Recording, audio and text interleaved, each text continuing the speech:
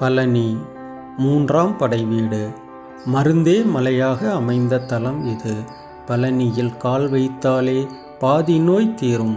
மலை ஏறி விட்டால் முழு நோயும் தீரும்.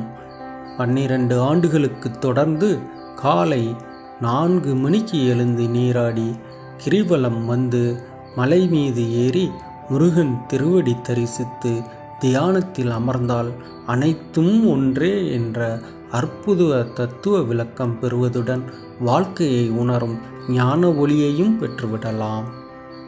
முருகனுக்கு அபிஷேகம் செய்யப்பட்ட பஞ்சாமிர்தம், பால், தீர்த்தம் போன்றவற்றை சாப்பிட்டால் நோய் தீரும் என்பது மிகவும் உண்மை.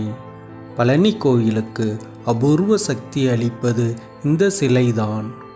போகர் சித்தரால் நவபாசனத்தால் உருவாக்கப்பட்டது இந்த தண்டபாணி சிலை. இச்சிலை முழுமையும் மூலிகை திடத்தால் ஆனது, கற்சிலையே கிடையாது.